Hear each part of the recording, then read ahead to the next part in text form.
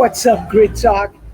Hey, I'm pumped because today I have Oralia Herrera, right, with me today on Grid Talk. We're in beautiful Miami, and I figured, we just got done with a NARB conference, and I figured, why don't we just have some coffee, right, and talk a little bit about your journey, your story, because I've been fascinated in learning all of it, and I've gotten bits and pieces, and I always have questions, and so I'm like, well, let's grab some coffee and just talk, right? Just have a good time. So thanks for coming. I appreciate it. Thank you for the invite. I love the idea of spending some time with you.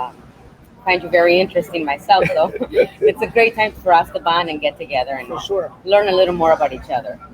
So we're just gonna have coffee like two friends, and we're just gonna talk shop, right? So I'm curious, right? You and I were talking right before this that you're from a little town outside of Durango, Mexico, right?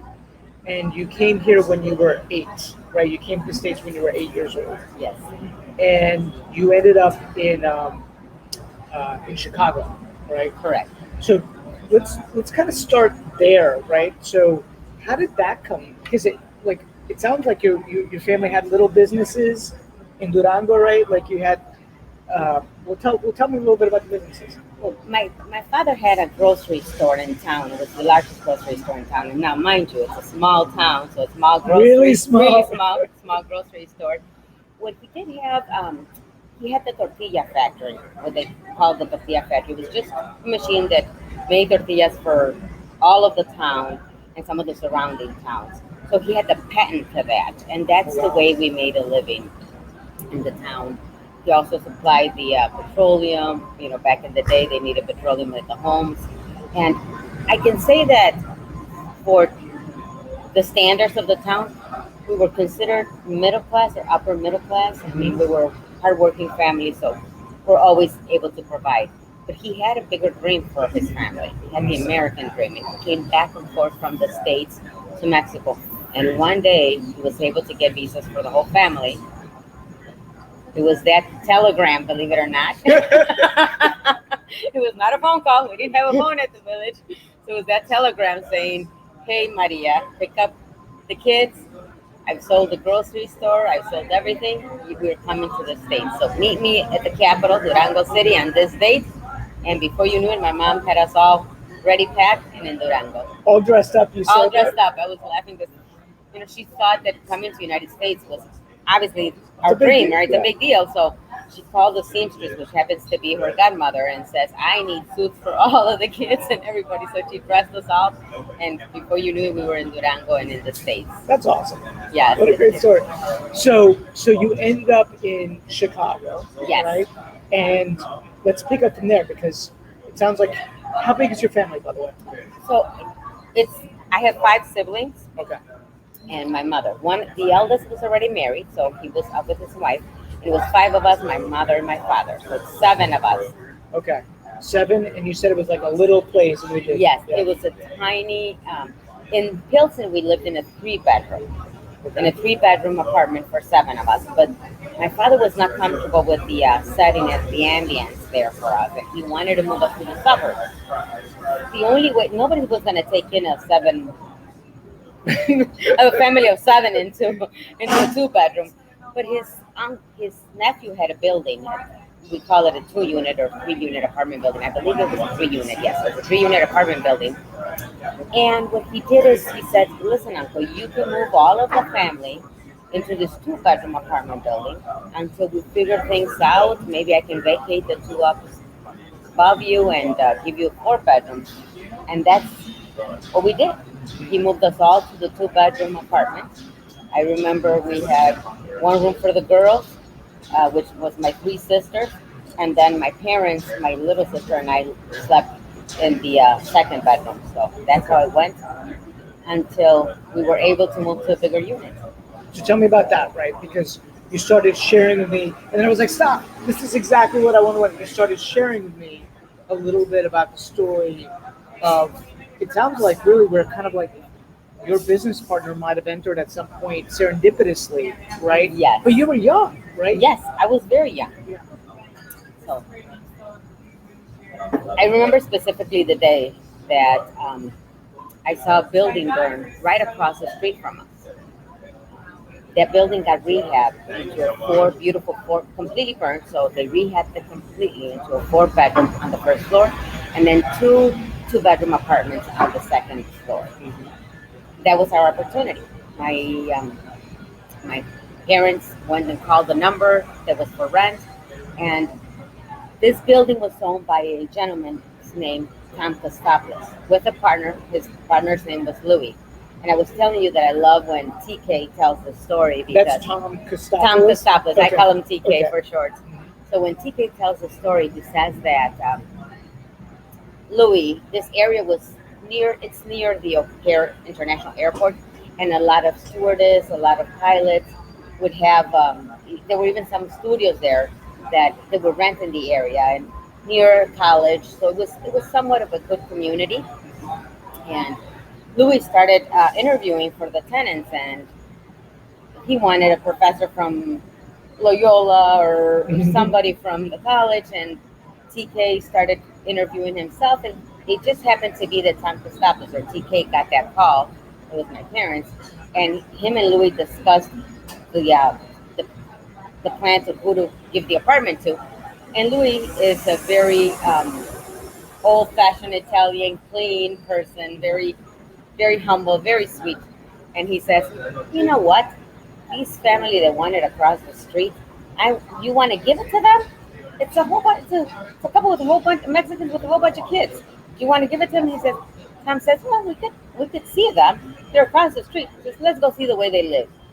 So Louis comes in, and it wasn't even Tom that came in to visit the unit where we lived, and he was very impressed with my mom's housekeeping skills and the organization and the way she handled all these kids. And he said, Tom, I went to see the apartment where the other ones live, and I went to see the family you want to give it to, and now I'm convinced that that's done.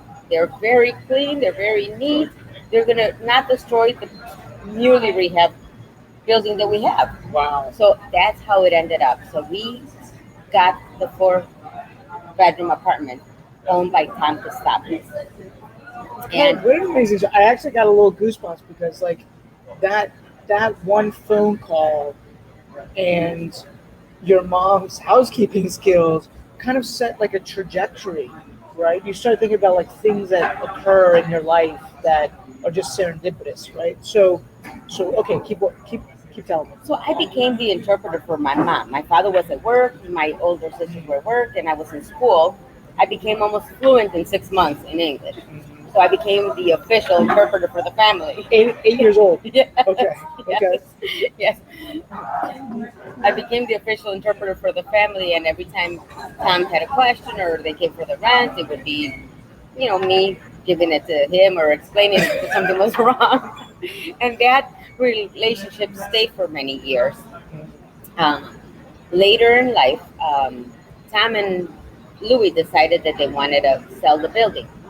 And I think that this is where I got impacted with real estate. Because I remember specifically having this conversation. I even remember where we were.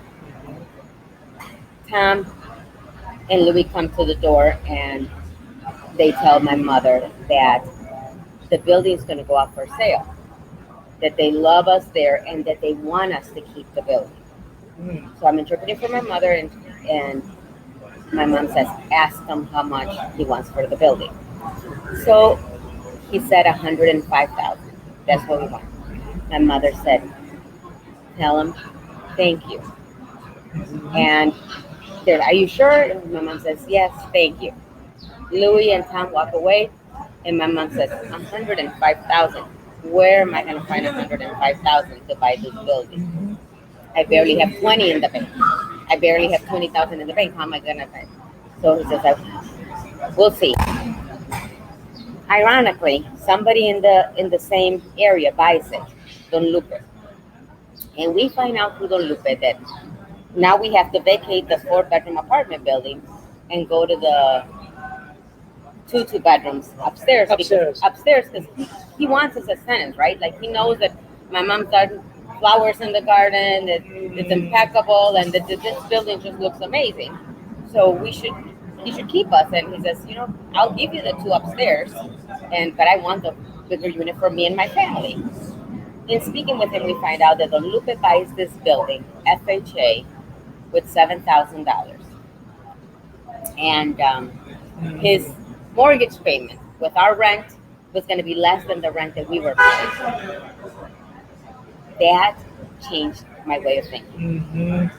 From that day, I remember, by that time I'm 14, 15, I call Tom and I say, hey, I want to know how this is done. I want to know why we weren't told, or how did this how does this happen? How are you the owner of this property? How the Lupe becomes the owner of this property? And he says, how old are you? And I said, well, he says, come and visit. We'll revisit this when you're a little older. At the age of 18, I call him again. I'm 18 and I'm going to Triton College at night. And he says, well, take the real estate classes. If you're going to Triton College, you can continue. What are you going for? I go, well, I want to become a business person, and I don't even know what I want, but I think probably business administration, international business administration is what I'm going to go for. He says, well, you can do that too, but take the classes. I registered for the classes on the first day. The first thing the instructor said was, you need to be 21 years old to get your license. So there goes that. Yeah, get some coffee. It's okay. I got a napkin. Oh, I don't have a napkin. Okay, that's okay. Fast forward. Yeah. I continued on my life. I got married, and on my 21st birthday, I got my license. I was managing a small clinic. It was Nesset Square. And I had a great relationship with the doctors there. They were growing, they were opening other clinics, and I saw my future as being the director of many clinics. Interesting. Because that's how my career started with management, and I thought this is where this is going. But on my 21st birthday, I got my real estate license, and I came to work for Century 21 TK Realty. So that was TK's. That was TK's company. Company. Yeah. Okay. Century 21 TK was founded and owned by Tom Costopoulos and Stella Costopoulos. Okay. Husband and wife.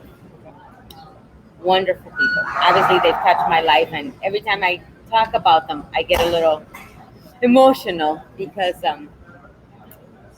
TK and Stella opened a lot of doors for me.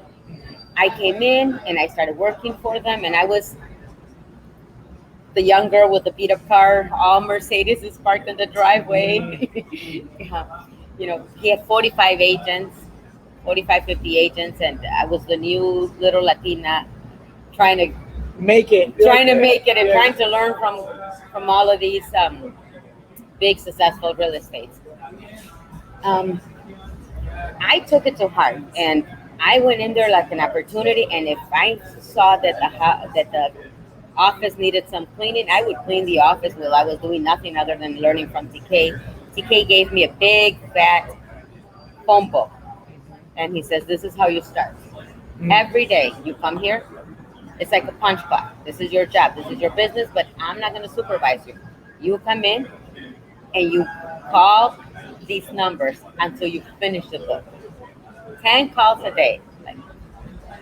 And he did the first ones with me. Okay. So then he says, you feel more comfortable in Spanish? And he said, yes. He says, okay, then do them in Spanish. There's plenty of Spanish. Look for the Spanish last names and start calling. Just start calling that. And I did. I started calling, and he made me come to floor time, and I did floor time, and I did everything TK told me. I had my first sale. He helped me write my first contract, and I developed quickly, I would say, with a couple clients here and there, and I helped Edith and Walter Perez were my first clients, and they came from a big factory where I started selling everybody in the factory, to the point where the foreman wanted to meet me and says, who is this Oralia that everybody's talking about in the lunchroom? And and I made mistakes with the first contract I wrote on my own. I forgot to put in the window treatments, and Edith fell in love with those window treatments. So when I go for my final walkthrough, they're gone. So my first commission check went to buy window treatments. You did the right thing. Went to buy window treatments because It was my inability to put them there. It was my mistake. Sure. So I wanted to get rid of the effect. I went and asked the agent, the listing agent, where those window treatments were from. She told me they were from JCPenney. We went to JCPenney and we bought them again, and Edith has her window treatments. So, but that's how I started. Sure. Fast forward 3-4 years, Stella and Tom were always vacationing alone. He would go to Greece for 2 weeks, or Stella would go to Greece for 2 weeks, and They're Tom, Greek. They're Greek. They're Yes. Greek, right? Stella would go to Greece for 2 weeks, and then Tom would join for a week. Stella would go with the kids, and maybe they would overlap a week or so, but no more than that. One of them had to come and take care of the office, and the other. And it just started where I was kind of helping them with the office, and one day he says, "Hey, we have an event in Greece. There's a wedding. Stella's niece is getting married. We're going to have to be gone, both of us, for 10 days. I'm going to sign a whole bunch of checks, blank checks, and I'm going to teach you how to pay the agent and how to get the office going. You're going to hang out with me for a couple of days. I'm going to bring Mickey O'Malley, who's retired managing broker, because we need to have a managing broker. She's going to come in and she's going to handle all of the managing of the broker, but you're going to handle the paying of the agents, the making sure that the office is open, the making sure everything's done." So when he handed me that key to TK, oh my gosh, I made sure I was there half an hour before TK opened, and I was the last one leaving, and that the answering machine was put, and I took care of it like it was mine. Sure. Right? Sure. I ran out of checks. He signed a lot of checks, but it was the summer and a lot of transactions were happening, so the hour shift and the agents wanted to get paid. And then I remember calling TK, and I'm like, for him it was like 4 o'clock in the morning, and I didn't understand that the time difference. I called him and I said, "TK, I have to pay Lori Fishner, and I don't have a check. I ran out of checks, and there's about 3-4 more closings coming this week. What am I going to do?" So he said, "Don't worry, relax. Study my signature. Go to a room, study my signature, and sign the checks." Oh my God. Sign the checks. How old are you, by the way? 21. Well, by this time I was probably 23. 23. Sign the checks. So I did that. I signed the checks. He came back. He said, "You did a great job." And that became a frequent. I was managing the office. I was helping TK, and we became family. You know, they trusted me. I admired and thanked them for every opportunity they gave me. They introduced me to the commercial real estate, and then they became my mentors. I was living Stella sold me my first home at the age of 18. Okay. I neglected to say that. At the age of 18, I bought my first single. Stella is his wife? His wife. Okay. She sold me my first home at the age of 18. Okay. $85,000 in Addison. And remember, now I knew how Don Lupe became a homeowner. That's right. So you were like, I can use leverage in a mortgage? Yes. Yeah. Okay. And my mom had $20,000. I had nothing, but my mom had $20,000. So if my mom gave me $5,000, I could own this, right? Okay. So we made it happen. Sorry, I went back and forth, but then at that little home, I was selling. Every home I sold was nicer than the one I lived in. So I went and said to TK, "Hey, TK, I'm ready to sell my house and go to the next one." And he says, no. We're going to sit down and have a conversation. You're going to have a better home when your residual income pays for the better home. I don't want you to become a slave to a mortgage. You're doing good. You're saving money. I'm not sure that you want to jump. You're not there yet. Let's talk. So he introduced me to the multi-levels again. And he says, what if you refinance your single family where you're at, take some capital out, and buy a 4-unit, a 3-unit? And I said, yes, I want to buy where I started. The first building I buy is going to be in the jungle. That's what they called it. I am a jungle girl, and my first investment is going to be in the jungle. Okay. I am going back to the jungle. So I did. My first 4-unit apartment building was 3010 Wright Or you And still remember the of oh, course, okay. of course, 3010 Bright, and it was a 4 unit apartment building. It was an estate that needed a lot of work. We did it. My husband and I went. We washed. We cleaned a lot of toilets. We painted a lot of buildings. We carpeted. We did everything. We rented it, and that 4 unit gave me a residual income from day one. It was $300-400, but it was $300-400 a month. Now that it was fixed and I understood the game plan, I went to TK and I said, "Hey TK, 2 years later, the buildings around my area are selling for 60 and 70,000 more." Mm-hmm. He says it's time to go higher. Now you trade that 4 unit for a 6 unit, closer to the office, closer to home, and that's what we did. I said, no, but wait, I want a house. And I have 70,000 on that building, and I have some equity on my single family home, and I'm not liking my house. So every home I sell is better than mine again. He says, no, you're fine. There's nothing wrong with your house. You're gonna take that money, you're gonna trade it for a 6 unit. When the 6 unit gives you enough residual income to pay for a mortgage, then you go to a new one. I'm like, okay, here we go again. I'm still stuck in my little gray house. Mm-hmm. And we bought a 6 unit. The 6 unit capped at 8%. Mm-hmm. A few years later, we do not sell the 6 unit. We refinance. We take the capital out and we buy a 12 unit. Once I bought the 12 unit, there was enough residual income for me to have the nicer home. Because it paid for the mortgage of the new home. Is that what you Yes. wanted to do? Okay, Yes. that was the So first level. the first level is that you Interesting. don't work to pay your mortgage. Mm. You get residual income for the things you want, right? Okay. So whatever you are working for, I was still being successful. I was still selling homes, but that became my saving capital, my investment capital. It was never about bigger, better, right? Sure. We needed to get the foundation of Yeah. a business plan. Make sure that we made little steps, but secure baby steps towards the direction I wanted to go. Well, that 12 unit was cash flowing very nicely. By this time, I understand a little more, and I realize that I am on an unincorporated huge lot, and I can re-subdivide this lot into two different parcels and Mm. build brand new. Mhm. So that's exactly what I did. That's my phone, but ignore it. I don't know where it is. Okay, Okay. so that's exactly what I did. Yeah.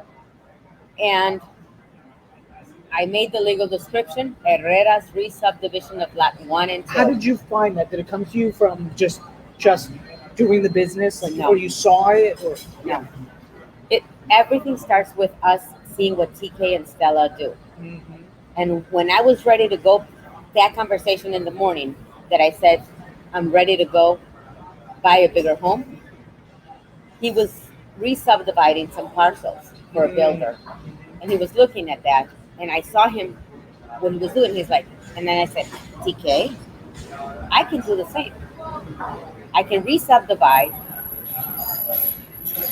my lot and have two lots. It's a big lot. And he says, yes, but then you have to annex. You're unincorporated. You can annex into the village of Addison. And yes, maybe you'll have to go in front of the board and see. And I did. TK helped me go in front of the board.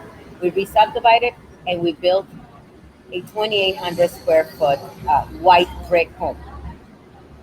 Okay. Okay. Was that your home? That was my home. Okay.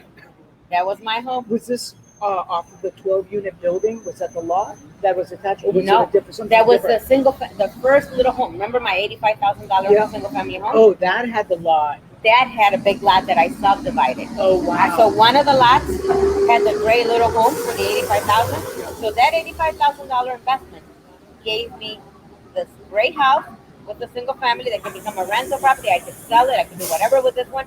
And now I have a vacant lot that I can build on. And that's exactly what I did. I built a 2,800 square foot home there, and I lived there for 11 years Okay. until I built my next one. In between, I kept growing, I kept leveraging and buying more investments. We started with 12 units, and at one point we had about 110, 120 doors. Wow. Yes, A lot of doors. all my multi units.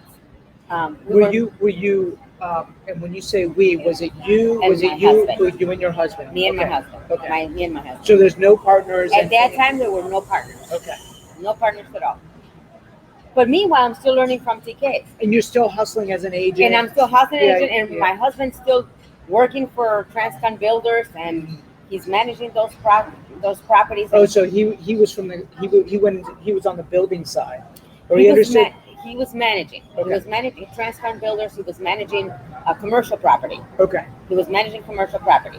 He was the only employee in Illinois. Transcon Builders were out of New Jersey, and then they had their office in Ohio. And Reggie was getting to see all the office buildings, all of the commercial aspect of it, and I was seeing the residential at that time. And he was not a real estate agent. He was an employee of Transcon Builders. Okay. Meanwhile, I'm seeing TK putting partnerships together, and him and a couple of Greek friends that grab coffee in the morning are discussing blueprints and numbers on a $30 million shopping center, on a $20 million shopping center, and how they're going to buy this one. And if they put a partnership of 5 of them or 6 of them or 8 of them, they bring the money together and then they buy it, and they're doing caps and partnerships agreements. And I'm like, wow, that's impressive. But TK's at a different scale, right? I can continue doing what I'm doing, and I'm comfortable now. I have enough residual income where everything's paying for itself. I'm comfortable living. I'm not paying my mortgage. And to me, since the age of 25, let's say, I never paid for a mortgage, I tell myself, because my tenants did, right? The income from my tenants and my residual income were paying my mortgage. So whatever I produced was investment capital, we're growing capital, where my husband and I putting together and brainstorming how can we pick up another 12 units, where can we go from here. One morning, I come into TK and he says, hey, do you want to go in on this shopping center? And he tells me the number on that shopping center. I said, no, I can't. He says, don't answer me now. Think about it. It's this many of us, and you can come in if you want. No, I went home and told Reggie about it, my husband. And I didn't sleep that night thinking, what if that whole shopping center becomes vacant? And what if this? They have more of a cushion. And that the number, the million number, just blew me away. And I'm like, no, I can't. So I came back the next morning and I said, TK, thank you, but no thank you. I'm just not there. But you've inspired me, I said. I will get there one day. I'm just not there now. I remember specifically what he said. He says, you're there financially. You're just not there mentally. Oh my God. Yes. I literally have just goosebumps. This is amazing. Yes. What an amazing mentor. Yes. He Okay. said, you're there financially. You're just not there mentally. It's okay. You're not in, there'll be others. We kept working at it, and shortly soon after, I put my own partnership with 2 of us, and we buy an 11,000 square feet small retail plaza. We came in with $500,000 each, I think, to the table, and it was capping beautifully. It was doing great. And then what happens? 208 comes in, and the market crashes. Oh, 2008. 2008. Okay, comes in and crash. Okay. And the market crashes. Let me ask you a question. Was the 500,000? Did you refi anything to do it, or it was just cash that you had? No. For the 500,000, we had about 200,000, and the 300 came from the equity we had on our home. By this time, in between this, I had built a 5,000 square foot home. Got it. I brought my mom to live with me. My kids were growing, and I wanted to be in a specific school district. Okay. So I had that conversation with TK, and I said, TK, I'm going to build again. I have X amount of equity on the home I built. Now, you got to think about it. I had a free lot, and I generate my own 2,800 square foot, so I have plenty of equity on that one. Yeah. Where I went into another one where with a comfortable mortgage payment again. And again, that mortgage payment was not coming out of my sales. It was being paid by this time we had the 100 doors. So it's being paid by the real estate. Can I ask you a question? Yes. The 100 doors, what kind of cash flow was that producing at the time? Because I know that owning multifamily costs a lot, right? Your operating costs on that can be quite expensive. So we always looked at at least a 6 to an 8 cap on every investment. We had one that was capping at 10%. Wow. It was Reggie's ugly duckling, I called it. I was embarrassed to say that one was mine. Okay. And every time we had this conversation about green oaks, he would say, hey, you can call it whatever you want. Look at your Hinsdale property on Echo, and you have elite tenants and elite expenses, and you're capping at 6 or 7%. My Green Oaks in Addison is capping at 10%. So yes, it's a little rough. Yes, maybe it's not kept as nicely. My lawns are being played on and it's not majestic. But at the end of the day, my Green Oaks, we called it was both of us, but he managed some of them. Managed my Green Oaks, my not so elite, pays for the repairs of your Echo when it needs it, right? So you have to think of what makes financial sense.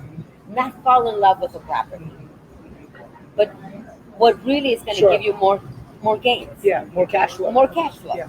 And that's what we did. Okay. So my Echo had less capital. The other 2 or 3 that we had, the 12 units, were making more financial sense. So I didn't want to get rid of my baby. Echo was beautiful. It was gorgeous. It was like a jewel. It was like a jewel. I mean, I could, the ego, el ego of I own in Hinsdale. Like Oralia has an 18 unit in Hinsdale. You know, that it was the wrong thing. So when we sat down and did the numbers, the first one to go was Echo. Was this in 2008?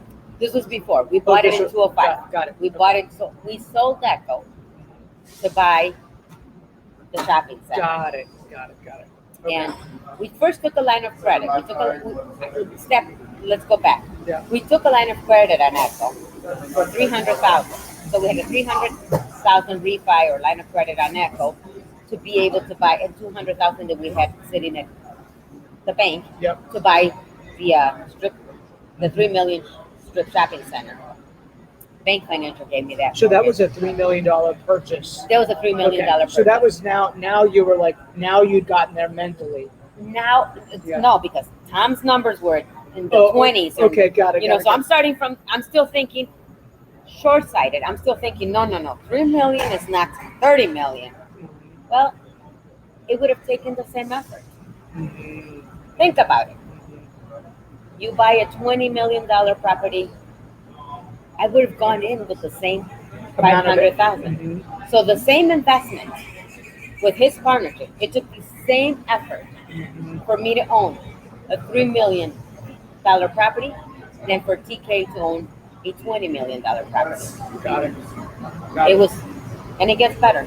It was 4 partners. So it spreads the risk. It was 4 partners. And then I started doing my numbers. And I'm like, hold on. 4 partners. TK was the listing and selling agent of that property. So he took $250,000 in commission from the sale and listing to be able to have this. And that's how he became partners with a lot of these big buildings. He was buying them, putting in his commission and maybe a little bit out of pocket, and then he was moving on to the next one. Yes, TK did more than all of the partners. And that's where I tell the agents, you have to be willing to be the managing partner. Yes. To be able to do all of that, because the other partners were busy. They were hotel owners, they were restaurant owners, they were banquet hall owners, and they had their business. And they didn't have the knowledge of getting the tenant, of producing the lease, of going after the rents, or making the calls. They had monthly meetings. I would see them all the time, or whenever they were discussing financials. They would grab coffee at a restaurant and discuss where they were and what improvements were going to be done. But the everyday operations was time to stop this. and I learned from that. I knew that I had to be that for my partners, Mhm. right? So go back. So you bought this $3 million, right? $300,000 equity line. The 200,000 came from your cash. You bought this 3 million, and then you said 2008 happened. Yes. Right. Well, let me just tell you back a little bit about my partner in that property. So my partner in that property, I had sold him an 18 unit. Mm. He was a couple, dear friends of mine, Ilsa and Rodrigo were sharp investors. They went and get the wheels on. He kept saying, "Póngase las pilas," and he bought a 6 unit and, comadre, let's go for the 12 unit. So he kept growing his portfolio on his side, and I kept growing mine. So I went to sell him that $3 million property. I said, "You guys are ready for a $3 million strip shop?" He said, "Let's do it together." So we ventured together. He came in with half a million, I came in with half a million, and that was it. So that was the story of it. Going forward, I knew that putting a partnership together had to be with the right people. Mhm. In 2008, we took a step backward. 60% of the shopping center was vacant, and Rigo and Nilsa said, "Hold on, I don't want. I'm doing just fine with my residential units. They're all producing. My rents are going up, and the retail's not for me." Mhm. So I took over. Oh shoot! Yes, so I took over. You had to buy them out. Yeah, I took over the. Yes, I took over, and I said, "I'm good by my word. I took over. You, I understand that you have to walk out. You walk out. This is what I can do, and I'll go forward from here." Okay. So that led me to sell a couple more buildings, pay down the mortgage, and struggle until that made it function. Franciscan Plaza is it's the strip shopping that I'm talking about. It's capping beautifully now. It's probably my easy retirement. Mhm. And that just led to opening doors. Then you start diversifying and you're saying, okay, well, I have a friend that I've helped grow and she has a daycare. She's doing phenomenally at this daycare. I want to help her grow into multi-units. No, multi-units are not for her, but strip shopping center. She can now buy the strip shopping centers, put her business there, and rent the other units. And then this is how it evolved. So you into- formed a partnership with her? No, I first sold her. Okay. I first sold her. Okay. Sold her first. I went and got the in front of the board, got the rezoning done for her, lined her up with the financing, helped her and mentored her, and we did this with many different clients, right? Wow. Because what was given to me, I'm now preaching to You're players. passing it on. I'm passing it on. So on my first interview with a client, I plant the seed. It's not always the right time for them. Maybe they're not going to go into a 2 unit instead of a single family home. But I explained to them that the very first time you buy a multi-unit, you can use it 4 units or less. You can live in one for 1 year and use the income from the others to qualify for more and pay for itself. And then in a year, we can revisit where you are. And if you're ready to go into a single family house or a townhouse, or start from the ground up. And if you do that to enough people, some of them, you plant the seed. Sometimes it takes years for them to come back and say, "I'm ready for my 2 unit," or "I'm ready now." But that the same logic that was taught to me, I taught to all my To clients. everybody. Back and forth. You're a wealth Everybody. builder. You're a wealth builder. To You everybody. create legacy and wealth for people. Amazing. To everybody. So there's the Estela Ibarras, there's the Samina and Ali Mohammed, there's all of my clients that have jumped on this mindset and have started developing their own portfolios. I pride myself in saying that I have a client who's a cousin, Prudencio and Reina Duarte, who just retired in Boca Raton. They sold their 46 units in Chicago, and they're living the life.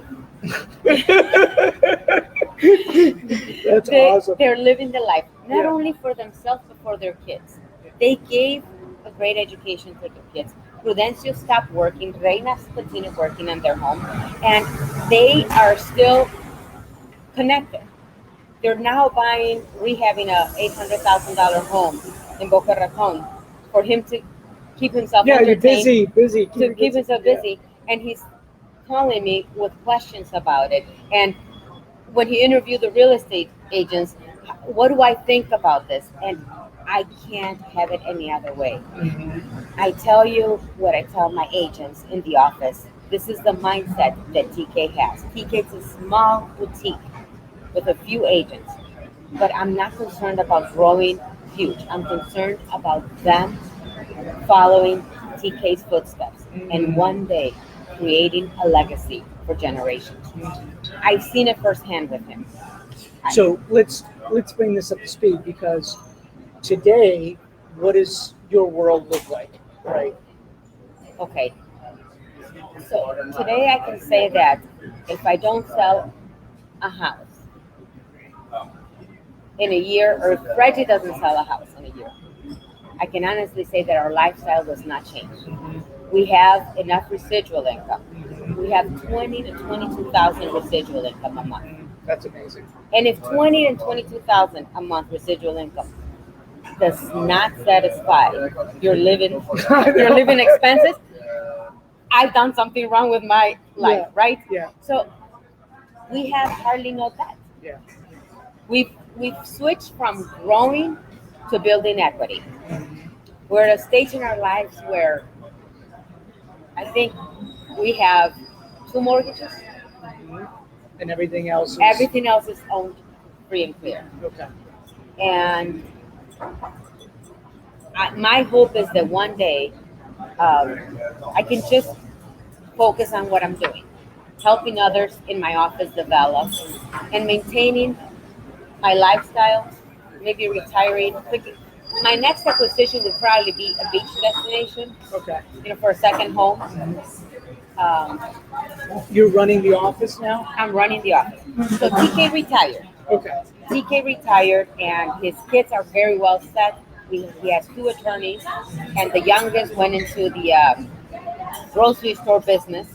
He owns a grocery store and a restaurant. He's doing very good.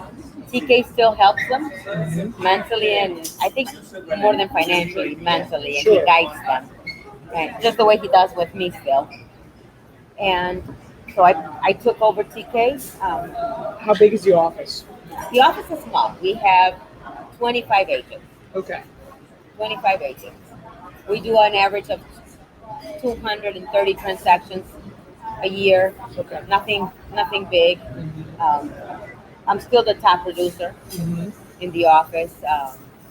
So you're now an owner producer, right? Yes. So you're still in the game Yes. selling, right? Well, what keeps you in the game selling? You know what? Because now you've built these relationships. You have a database of 400 people, and it becomes an addiction for you to help them, guide them. There's no more satisfaction. You can't put a price to what you're doing with these people and the relationships that you've created. Helping Sandra maybe create a chain for her daycare. Helping somebody else from the ground up start building their portfolio. What's your percentage of residential versus commercial? I would say that now I have about 70-30. 70% is still the residential, 4 units or less, and then my 30 is the commercial. Okay. And it sounds like you probably have a lot of people refer people to you and say, hey, if you want to build wealth, go talk to Oralia, and she'll kind of walk you through her system, her process. Yes. I would imagine indirectly. They don't use those words, Yes, but yes. yeah. So 99.9% of my business is referral. As a matter of fact, I choose to be by referral only. Okay. I don't advertise. I've never paid for a lead. Oh, wow. I don't. If you see me, I'm not in existence in social media. Basically, mine is all referral. They come and basically they come and say, I've been told that you're really busy and that you are gonna give me your time when you can, and I'll wait if I need to, but I want to deal with you. And I have a transaction coordinator and an assistant for my team. That's it. My husband has his own team. Okay. He goes solo and he produces just as many transactions as I do. Okay. But that's what's worked for me. I think keeping it. Sometimes I ask the agents in the office to help me with the showing, and I give them a referral fee or something to do that. But my But you're clients, also managing the office, Yes. which is a team.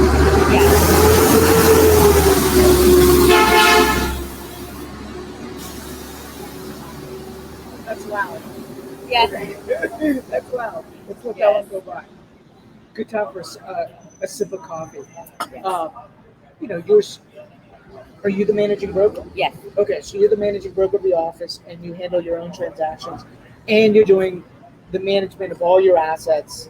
Well, not really. Okay. The management of our assets, Reggie manages 3/4 of it. I manage the 1/4. I only Okay. manage Franciscan Plaza and 622 Iowa. Got it. The 622 Iowa is a 6-unit apartment building, and that's my baby. You know, it's again emotional attachment Sure. to that one.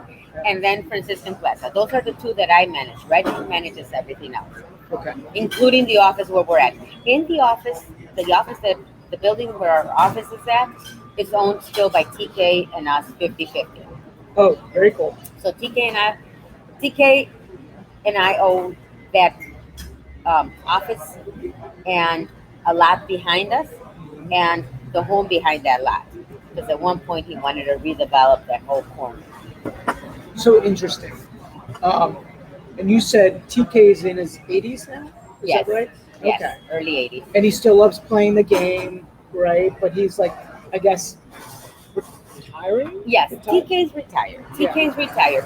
For TK, retirement means getting up in the morning, grabbing coffee with his friends and partners, and then driving by all of his properties, and then coming home, reading a book, hanging out with Stella or the grandkids, and then maybe making an afternoon round to the grocery store or the restaurant, and then just hearing Greek music. That's what he travels a lot. Before pandemic, he travels all over the world,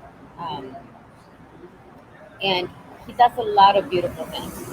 He does charity. He does mentoring at some level, and he's educating. How long have you been with him?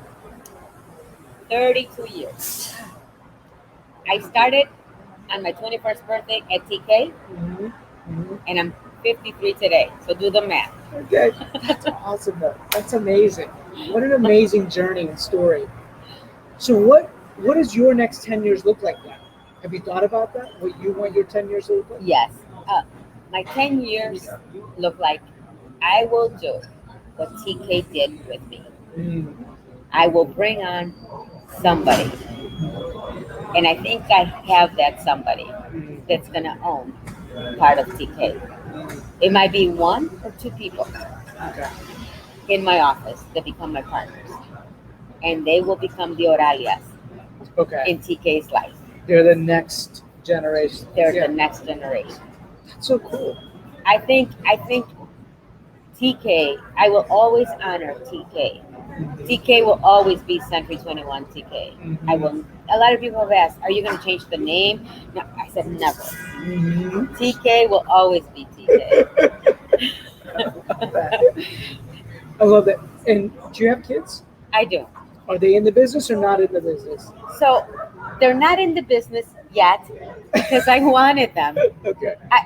They've been interested somewhat. 2 of them have been somewhat interested, but my eldest is manages a dental hospital for huge implants, face surgeries, and he's very good. He's my intellect, I tell him.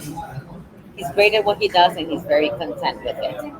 I think he's somewhat interested in getting his feet wet with real estate, and sometimes when he sees me a little overwhelmed, he says, "Mom, I'm thinking about maybe just getting my license to kind of help."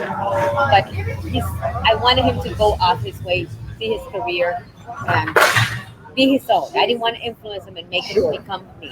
Alex, my middle one, is a finance major, and he works for U.S. Bank as a financial analyst. He's liking real estate. He has his real estate license, Okay. and he's the one that covers me when I'm on vacation or when He'll take care of my clients. He'll do a showing for me. He'll open a door for a closing without leaving focus on his main thing, which is Sure. the financial analyst. How old are they? Adriel's 33, Alex is 30, and my youngest is 25. My youngest is a teacher. Okay. She teaches in a private school and she teaches Spanish. It's a Spanish emerging school. Oh yeah, my All- daughter went to one. Yes, and all of it is in Spanish, right? That is their mission or their logo is that your we will make your child fluent in Spanish in 2 years. I need that. You know what? I'm going to tell you something. That is, I think, my next, where my focus goes there. I think Christina will open her Spanish immersion school in the next 10 years, her own. And you'll help her with Finance. setting it. Financially. Oh, and that's set- so cool. That's I so think cool. I'll help her financially set it. I think that that's her legacy. I think that that's her passion, and she's very good at what she does. She's only been doing it for 2 years, and she's already the owner's right hand. And Pilar knows this. You know, this is no secret. Pilar told her that she doesn't see Christy as competition. Christy has been upfront with her and told her that mine, I will learn as much as I can. I'll help you as much as I can, and then I will follow your footsteps. And at one point, my goal will be to open my own school. This is where the nursery, the daycare, Yeah, and all the that school experience, yeah, in- comes, yeah. comes in our lives. And I have a very good relationship with Sandra, and Sandra's ready to do this with us. And I say, look, I have no idea about managing a school or anything. So she says, look, we're going to do it together. Okay. I bring the management to it. Your daughter brings the curriculum, and you bring the business sense to it. So we're a good team. I think this is where this is going with Christy. With Adriel, I like to get him a little more involved in managing the properties and having them build their own portfolio.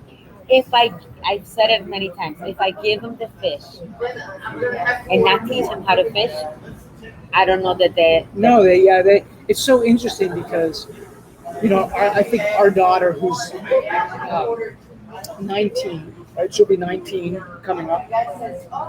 She saw how much mom and dad worked, and she was like, I want to do something different. But I think now she's seeing the benefits of that work over the last 20 years, and it'll be interesting to see where her mind is 10 years from now, right? But I know that this is her discovery time to figure out where does she fit in the ecosystem of the world, right? Yes. And you got to let them do that. Yes. You got to let them do that. Okay, so what advice? I'm just curious. Would you give somebody who wants to follow a similar plan? The plan that you've, I call this the income flip, by the way, right? Where you take this earned income and then you start flipping the income so that it becomes passive income over time. And I've learned, I love the level, right? Like, hey, level one was make sure that your passive income pays for your mortgage before you decide to go splurge on a bigger house, right? I was like, wow, what great piece of advice on that. Are there any other levels, or have you thought about that? How to teach somebody that? So I think that we need to educate them from the first visit, like I explained to you. And I think we start at the ground. We start with maybe somebody that's coming in to buy a condo. And then when they come back to me and say, Oralia, I've outgrown my condo. I need to sell it and go buy a house. My mindset is instilled in me that I'm like, okay, why don't we have a meeting first before I come and do the market analysis? And then we strategically plan. We make a 3, a 5, a 10-year goal plan and on our first visit. And then I revisit and I say, what if we don't sell the condo? Let's look at the condo regulations. Are we able to rent this condo? And will this condo be self-sufficient at the beginning? And then do you have enough money to go buy a single family home? Or is this condo going to give you residual income already? Are the rents bigger than your mortgage? And are you able to leave the condo as a rental property and start with a small single family home. Where are you? So we need to explore this. So I think I would love to be able to somehow train my 20 agents, 25 agents, 30 agents to always invest from the ground up, have that philosophy so that we can impact not just the people that come to Oralia, not just the people that come to Reggie, but the people that ever interact with TK and with the world, right? If we all imagine the wealth that we would create if the Robs and the Oralias and all the other agents that now are doing the same philosophy and are training in their own lives. We have to be able to do it for ourselves Sure, first before we can teach it. 100%. Do you agree? Yeah. Because it's easier to explain. And I am very honest with them. I don't intimidate them by telling them that now I have 20,000 or 25,000 residual income every month. I start from the ground up, and I tell them about my first 4 unit in the jungle and how that helped me pay for my mortgage, and start that way. So I would love to be able to say that the TK's legacy, that's what I call it. The TK's legacy carries on. And branches off in lots of different areas. Okay, so the mental leap. Let's talk about the mental leap that you made in your mind, because there's a point where you could have just been satisfied with your units that you had, and then at some point you said, I need to make this mental leap, or maybe it just happened or automatically. Like what gave you the confidence to be able to go from a 3 million to 20? Did you ever become a partner in a bigger project? Yeah, so we've become partners in a bigger project. And I became partner of a big project in Mexico. That's my biggest investment. But I think it just happened. I think you grow it mentally because you see the numbers. When you sit down and I think that ship changed in my brain when I saw that the same 500,000 Got it. that took me to buy a 3 million. Let's say I come to you now, Rob, and I say, Rob, there's a $20 million strip shopping centers. It's capping at 7%. Yes, there are risks involved. What if we have vacancies? But let's limit the risk. Instead of just 4 of us buying that 20 million, let's make it 8 of us. 8 of us. Or let's make it 8 of us and come down with a bigger down payment so that we are now not cash flowing at a 6 or an 8%, but we're cash flowing at a 10 or 11. Even if we have 10% vacancy, 15% vacancy, we're still going to break even. Even if we have 20% vacancy, we're still going to break even so that we limit the risk. So I think once you start analyzing things at that level and minimizing the risk, your mindset changes because now the risk on you. Right? Which is so interesting, because when you start going and buying bigger assets, you're creating more equity in that process, right? Yes. And you're shifting the risk. You're spreading the risk, not shifting the risk, you're spreading the risk. Yes, Right? yes.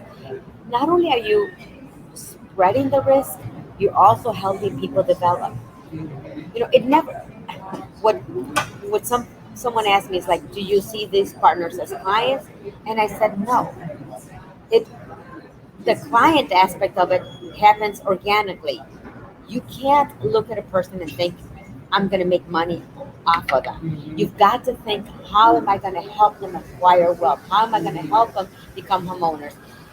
The motive cannot be the finances. Sure. It could be it's the consequence of your actions. Yeah. And once you have that mindset, things kind of fall in place organically. They really do. I always tell my agents, do it for the best interest of the client. The rest will pay you back. It'll take care of itself. The rest will take care of itself. It really does. And I think when you organically think that way, things happen. Let's end on this. Tell me about this project that you have in Mexico. You said that's a big project, right? Yes, that's a big project. How did you get involved in that project? In 2008, when they moved my cheese, I decided that I need to do something, right? real estate was horrible in the United States, and I was struggling. And for some reason, I was not able to tap onto the REOs. I did some short sales, but the REOs we didn't have them in our office. So Reggie, my husband, said, I'm going to focus on short sales and REOs. And he became the short sale and REO expert. And I took my CIPS designation and started getting my feet wet. My first listing was in Quepos in Costa Rica. Oh, so cool. What's the CIP designation is what? Certified International Property Specialist. Got it. Okay, so your first deal was in Costa Rica. Yes, it did it. My first listing Your first was listing. in Costa Rica. My sister's a TK. I don't know if I was able to. Oh no, I Yeah, did it. Yes, yes. Okay.